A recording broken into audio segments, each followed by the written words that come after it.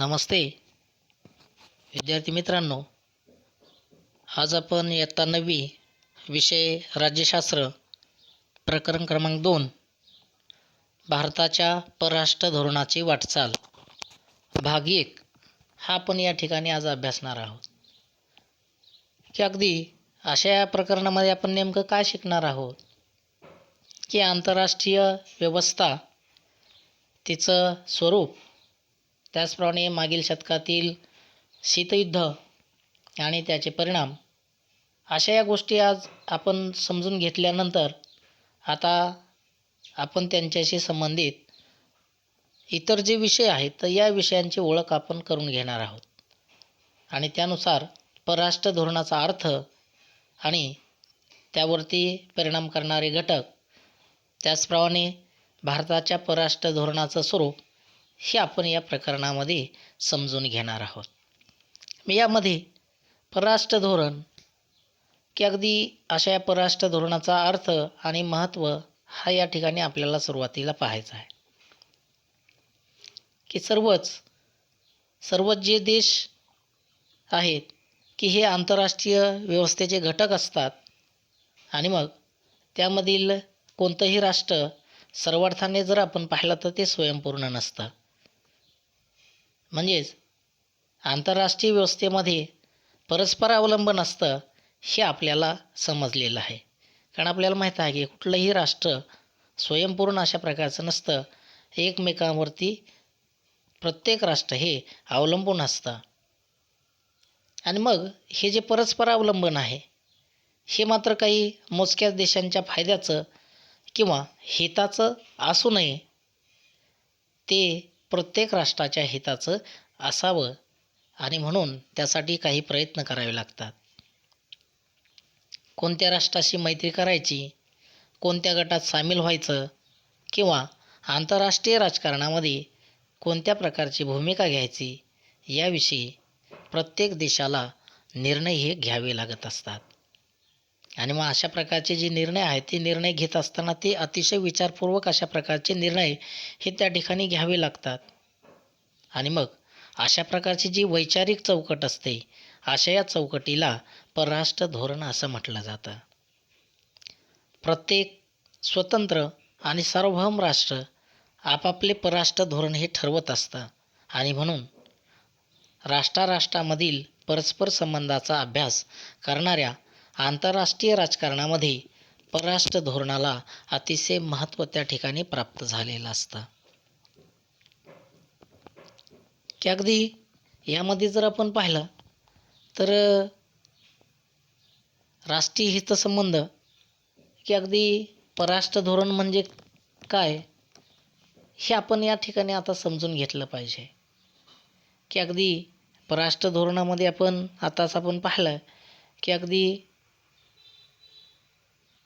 जे प्रत्येक राष्ट्र असतं की अशा या राष्ट्राला कोणत्या गटात सामील व्हायचं किंवा आंतरराष्ट्रीय राजकारणामध्ये कोणत्या प्रकारची भूमिका घ्यायची याविषयी प्रत्येक देशाला निर्णय घ्यावे लागतात.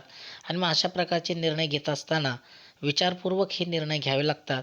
आणि अशा प्रकारची ही जी काही वैचारिक चौकट असते की अशा चौकटीला आपण पाहिलं की परराष्ट्र धोरण असं म्हटलं जातं. मग राष्ट्रीय हितसंबंध आणि परराष्ट्र धोरण यांचा अतिशय जवळचा अशा प्रकारचा संबंध असतो. की राष्ट्रीय हितसंबंधाची जोपासना परराष्ट्र धोरणाद्वारे ही प्रामुख्याने केली जाते. आणि म्हणूनच परराष्ट्र धोरणाचा विस्तृत अशा प्रकारचा अभ्यास करण्यापूर्वी आपल्याला राष्ट्रीय हितसंबंधाचा अर्थ आणि त्याचं महत्त्व हे आपल्याला समजणं अतिशय गरजेचं असतं. पहा, मग राष्ट्रीय हितसंबंध म्हणजे काय? तर राष्ट्रीय हितसंबंध म्हणजे आपल्या देशाचं स्वातंत्र्य आणि सार्वभौमत्व सुरक्षित ठेवण्यासाठी करावयाच्या उपाययोजना म्हणजे राष्ट्रीय हितसंबंध.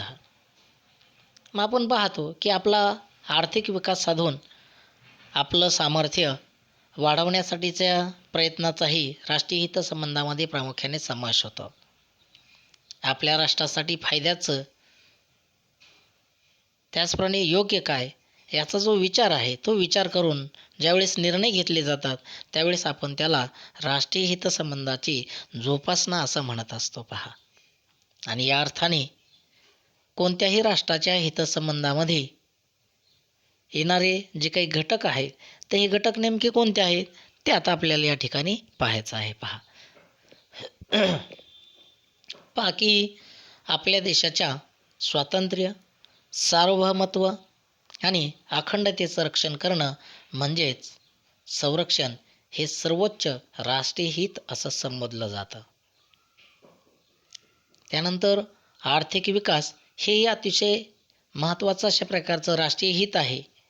त्याचप्रमाणे आर्थिकदृष्ट्या दुर्बल असणाऱ्या राष्ट्राला आपल्या स्वातंत्र्याचं जतन करणं हे अवघड जात असतं आणि म्हणून संरक्षणाखालोखाल आर्थिक विकास हेही राष्ट्रीय हित महत्त्वाचं मानलं जातं. पहा की अगदी यानंतर पहा की राष्ट्रीय हितसंबंध आणि परराष्ट्र धोरण की अगदी संरक्षण त्याचप्रमाणे आर्थिक विकास या राष्ट्रीय हितसंबंधाची जोपासना होईल या दृष्टीनं परराष्ट्र धोरण हे प्रामुख्याने आखलं जातं आणि म्हणूनच राष्ट्रीय हितसंबंध ही उद्दिष्ट मानली जातात तर परराष्ट्र धोरण ही प्राप्त करण्याचं त्याचं साधन हे मानलं जातं. पहा परिस्थिती आणि काळानुसार राष्ट्रांच्या उद्दिष्टामध्ये प्रामुख्याने जे बदल असतात की हे बदल होत असतात. पहा आणि त्यानुसार राष्ट्रीय हितसंबंधामध्ये सुद्धा जे बदल आहेत ते बदल होत असताना आपल्याला आढळतात आणि अशा या बदलांचं प्रतिबिंब परराष्ट्र धोरणामध्ये आपल्याला प्रामुख्याने दिसून येत असतं. पहा आणि म्हणूनच परराष्ट्र धोरण हेही प्रवाही असते.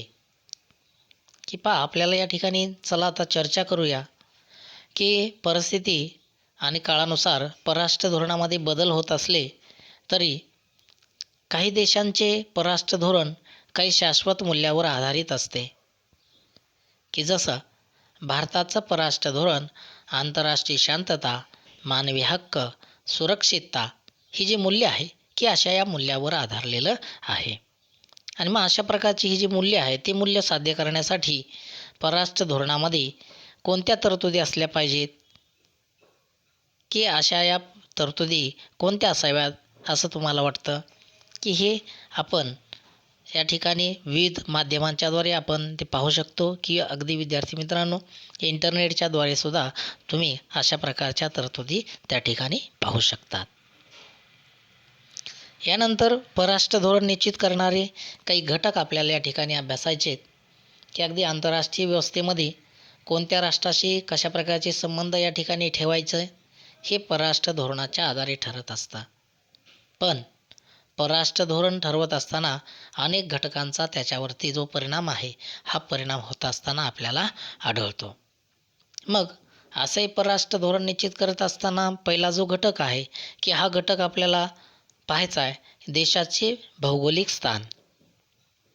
की अगदी आपल्याला माहीत आहे की आपण पृथ्वीगोल पाहिलेला असेल किंवा जगाचा नकाशासुद्धा आपण पाहिलेला आहे आणि त्यावरून कोणत्याही राष्ट्राचं जे भौगोलिक स्थान आहे हे भौगोलिक स्थान आपल्याला माहिती आहे. आणि मग काही अन्य देशांपासून दूर अंतरावर आहेत तर काही राष्ट्रांच्या आजूबाजूला अनेक शेजारी राष्ट्र आहेत की जसं भारताच्या शेजारीसुद्धा खूप मोठ्या प्रमाणावर अनेक राष्ट्र आपल्याला या ठिकाणी आढळून येतात. काही राष्ट्रांना मोठा समुद्रकिनारा लाभलेला आहे तर काही राष्ट्रांकडे भरपूर प्रमाणामध्ये खनिज संपत्ती आपल्याला आढळून येते. म्हणजेच देशाचा आकार, लोकसंख्या, जमिनीचा पोत, देशाला लाभलेला समुद्रकिनारा, नैसर्गिक साधनसंपत्तीची उपलब्धता अशा या सर्व बाबी परराष्ट्र धोरण ठरवत असताना त्या ठिकाणी आपल्याला प्रामुख्याने विचारात घ्याव्या लागतात. यानंतर राजकीय व्यवस्था परराष्ट्र धोरणावरती परिणाम करणारा हा दुसरा घटक आहे की अगदी लोकशाही स्वरूपाच्या राजकीय व्यवस्थेमध्ये संसदेला परराष्ट्र धोरणाच्या निर्मितीमध्ये अतिशय महत्त्वाचं अशा प्रकारचं स्थान असतं. कारण परराष्ट्र धोरणासंबंधीच्या विषयावर संसदेमध्ये चर्चा होते. विरोधी पक्ष प्रश्न विचारून परराष्ट्र धोरणावरती नियंत्रण ठेवू पाहत असतात की अगदी संघराज्य व्यवस्था असणाऱ्या देशांना परराष्ट्र धोरणाची आखणी करत असताना घटक राज्यांचाही विचार त्या ठिकाणी करावा लागतो.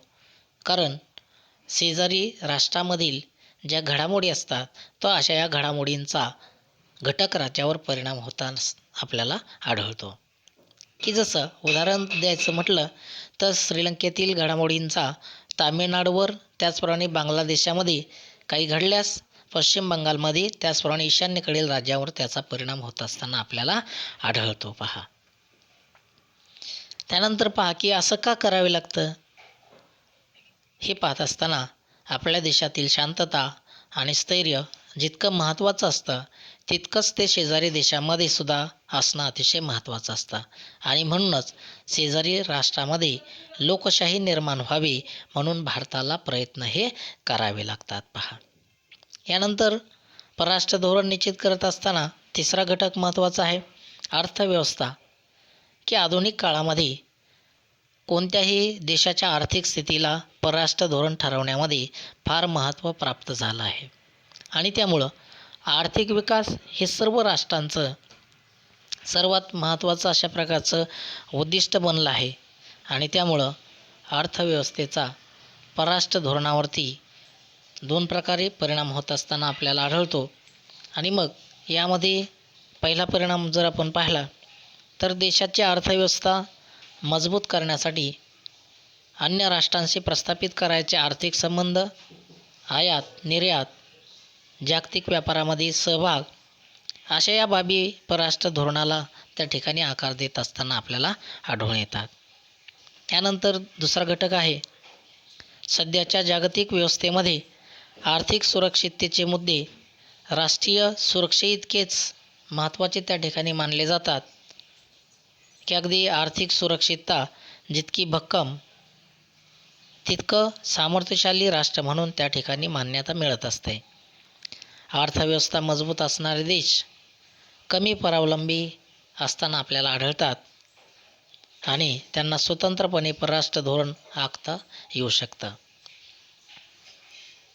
यानंतर पुढचा घटक आहे राजकीय नेतृत्व. परराष्ट्र धोरण ठरवत असताना राष्ट्रपती, प्रधानमंत्री, परराष्ट्र मंत्री, संरक्षण मंत्री, अर्थमंत्री, गृहमंत्री यांचाही वाटा असतो. की अगदी परराष्ट्र धोरण ठरवत असताना परराष्ट्र धोरणातील सातत्य हे टिकवून ते सुधारण्याचा जो प्रयत्न आहे तो प्रयत्न अशा या पदावरील व्यक्ती या ठिकाणी करत असताना आपल्याला आढळतात. की जसं उदाहरण जर द्यायचं म्हटलं तर पंडित जवाहरलाल नेहरूंनी भारताच्या परराष्ट्र धोरणामध्ये अलिप्ततावादाची भर घातली. त्याचप्रमाणे प्रधानमंत्री अटल बिहारी वाजपेयी यांनी भारत चीन संबंध सुधारण्यामध्ये खूप मोठं अशा प्रकारचं जे योगदान आहे हे योगदान दिलेलं आपल्याला दिसून येईल. पहा की अगदी पहा या ठिकाणी आपल्याला म्हटलं आहे की हे तुम्हाला पटतंय का, पटल्यास का आणि न पटल्यास का नाही हे तुम्ही त्या ठिकाणी विस्ताराने लिहायचं आहे. की राष्ट्राचे आर्थिक सामर्थ्य वाढवण्यासाठी केवळ गरिबी दूर करण्यावर भर न देता संपत्ती आणि क्रयशक्ती वाढवण्याचे प्रयत्न हे आपण केले पाहिजे. मग विद्यार्थी मित्रांनो, हे जर आपल्याला पटत असेल तरी लिहायचे, नाही पटत असेल तरी त्या ठिकाणी का पटत नाही हे आपण त्या ठिकाणी लिहून काढायचं आहे. यानंतर परराष्ट्र धोरण निश्चित करत असताना पाचवा घटक महत्त्वाचा आहे की प्रशासकीय घटक.